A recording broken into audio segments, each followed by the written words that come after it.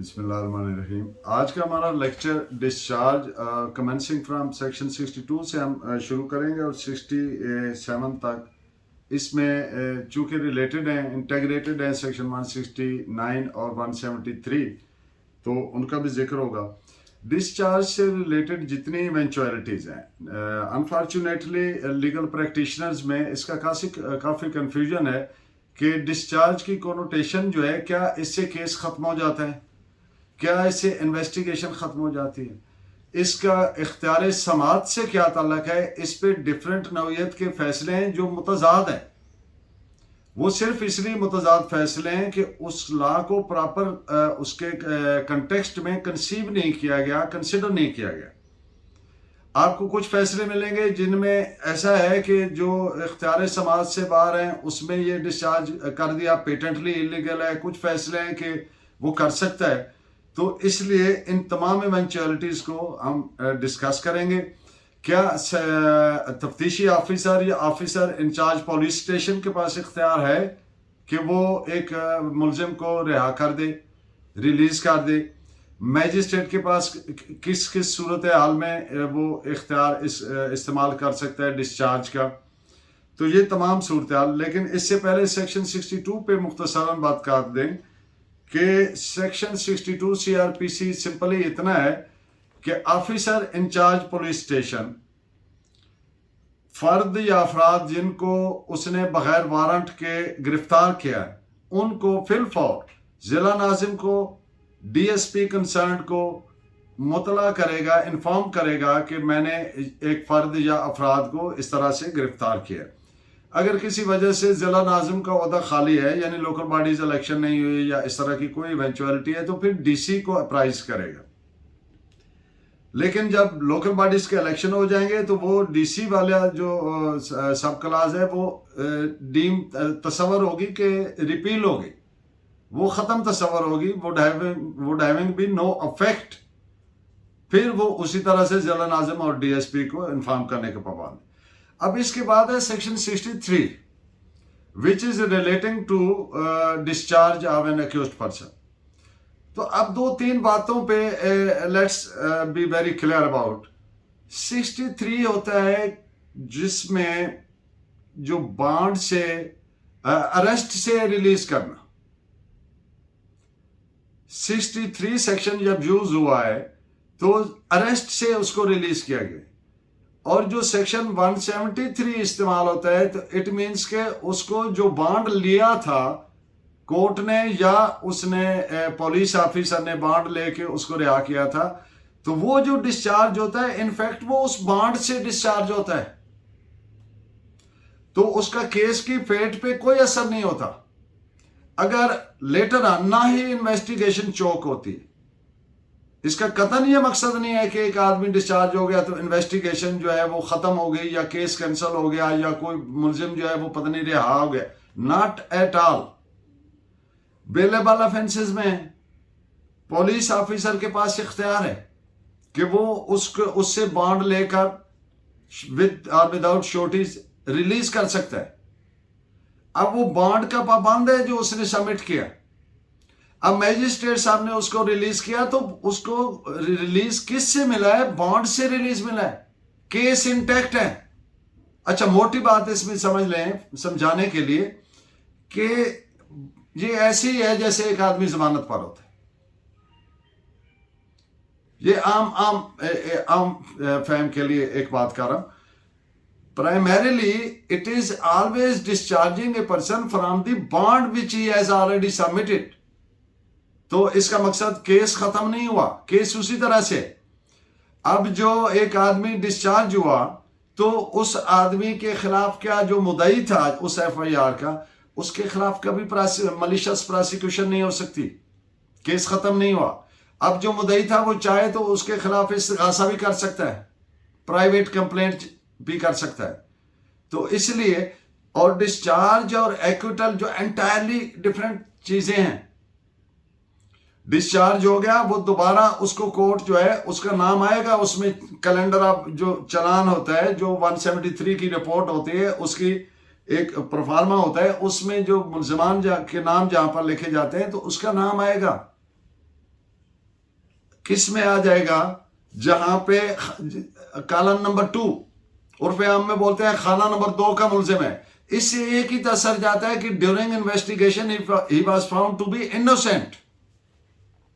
Innocent कैसे हो जाता है? जब इल्जाम की तायीद में प्रोसिक्यूशन फेल्स टू करबरेट और सब्सटेंशिएट द एलिगेशन।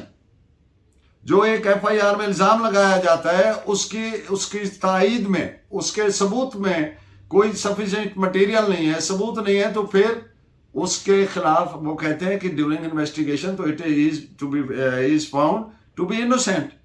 इसके खिलाफ कोई इल्जाम की तायीद में सबूत नहीं आया, लेकिन उसका चालान में नाम आएगा बतौर मुल्जिम, वो फारिग नहीं हो जाएगा।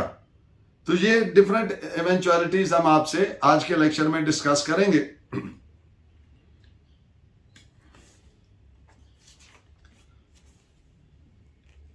आई रिपीट कि जो सेक्शंस, इसको आप नोट फरमाएं, सेक्शन 63 किस चीज से कर रही है? अरेस्ट से। मैजिस्ट्रेट साहब ने ये कंजाइंटली पढ़नी है, सेक्शन 167 और 63। आप जानते हैं 167 is concerned with remanding of the person. जब एक एफआईआर हुई, मुलजिम पुलिस ने पकड़ लिया, मुलजिम को 24 घंटे के अंदर अंदर, जैसे कि प्रीवियस लेक्चर में हमने डिटेल बात की है, तो उसको मैजिस्ट्रेट साहब कंसर्न जो जिनकी लोकल जुरिस्डिक्शन है उनके सामने पेश किया गया। अब उन्होंने फिजिकल रिमांड मांग रहा है पुलिस ऑफिसर, तो उन्होंने यानी 167 के तहत वो रिमांड दे सकते हैं, लेकिन उन्होंने 63 और 167 को मिला के पढ़ना है। मिला के पढ़ना क्या मकसद क्या है कि the material placed in the shape of section 172, यानी जिमनियां जो तफ्तीशी ने लिखी हैं और मैजिस्ट्रेट के सामने पेश की हैं, तो हम उसने अपना जुडिशियल माइंड अप्लाई करना है उसको। फॉर इंस्टेंस कोई उसमें ऐसी बात है, वो कहता है जी जिमनियों में लिख के जी मुलजिम ने बताया कि ये मैंने किया, ये मैंने, all these things are inadmissible in the evidence as per articles 38 and 39 of the Kanuni Shahadat Evidence Act. Magistrate is bound to apply his judicial mind कि क्या ये जो जिमनियों में लिख कर ले आया, जो मटेरियल है इसके पास, क्या एडमिसिबल इन एविडेंस भी है? अगर वो मटेरियल एडमिसिबल इन एविडेंस ही नहीं है तो फिर वो चाहे तो उसको रिलीज कर दे, सेक्शन 63 को रेड विथ करके उसके। तो अगर सिर्फ 63 यूज कर रहा है तो फिर उसको special order of the magistrate बोला जाएगा। तो यानी कि यहां पर सेक्शन 167 आ गया। अब आम तौर पर यह है कि मैजिस्ट्रेट साहब ने कभी भी इन द इनिशियल नहीं करना। Magistrate is not suppose to decide the criminal, decide the start criminal cases. इस स्टेज पे मैजिस्ट्रेट ने देखना है कि क्या एविडेंस मौजूद है, क्या प्रोबेबिलिटी है, क्या इम्कानात है इस एविडेंस के आने के। दो चीजें सामने रखनी है। और पुलिस ऑफिसर जो है 169 अगर यूज करता है तो 169 हमेशा एंड पे यूज होती है, इन्वेस्टिगेशन के शुरू में नहीं होती। इसी तौर से मैजिस्ट्रेट साहब ने इनिशियल स्टेज पे बिल्कुल भी डिस्चार्ज नहीं करना, उसने उसको रेड विद करना है 169 के सेंस में कि जब investigation eight the conclusion of investigation, not at the initial stage.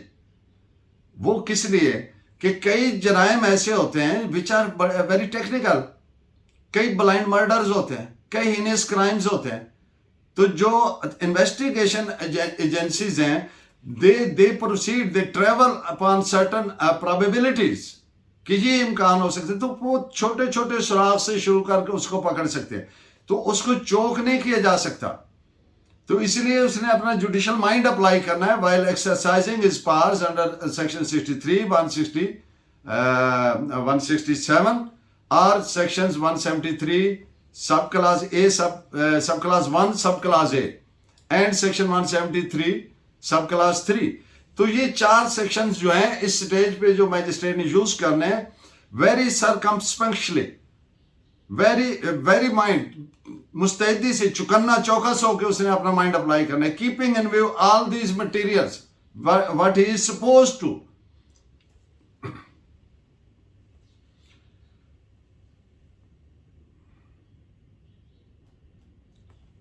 इस पे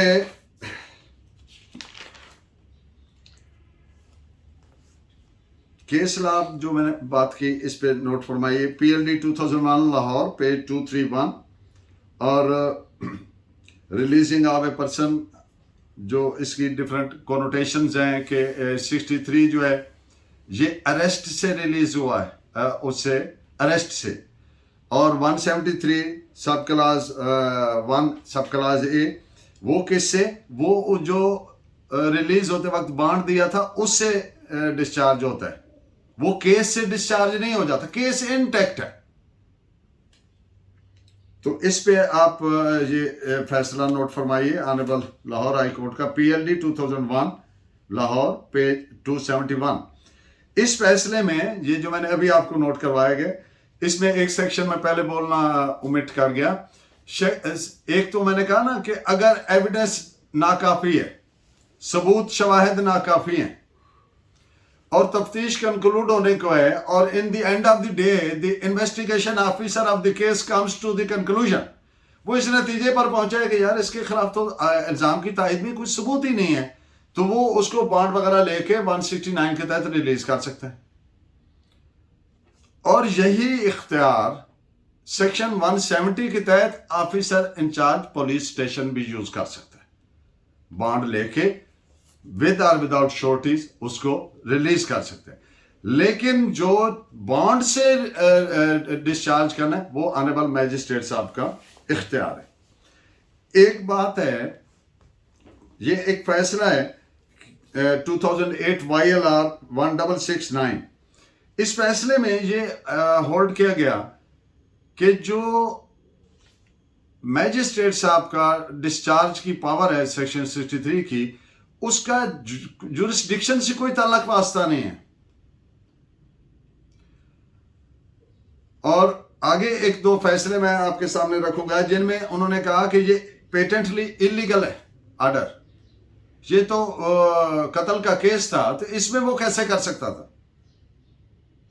तो ये फैसला आप नोट कर लें, आगे चल के लेक्चर में आपको मैं ये दोनों जो चीजें हैं इनको क्लियर करूंगा कि वो ये इख्तियार कब इस्तेमाल कर सकता है और कब नहीं कर सकता है।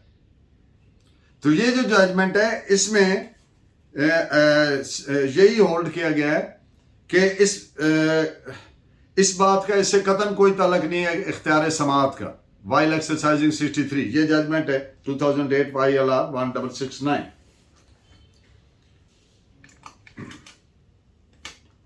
ये जो मैंने बात की कि पुलिस मैजिस्ट्रेट साहब अपना जुडिशल माइंड अप्लाई करे, देखे एडमिसिबल है इनएडमिसिबल है वो एविडेंस, तो फिर उसका डिसाइड करे। तो इस पे केस लॉ भी नोट फरमाइए 2012 Pakistan criminal law journal page 1335।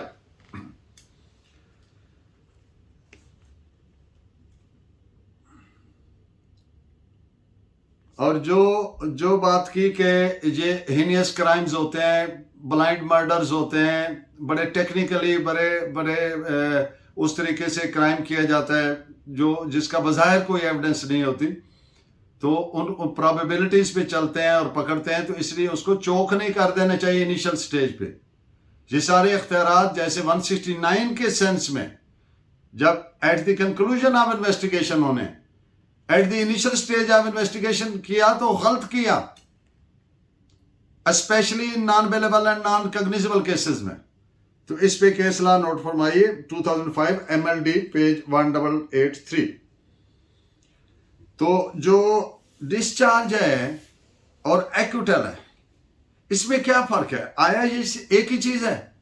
The answer is no. Discharge is from the bond, whereas the acquittal is an order passed by the court after a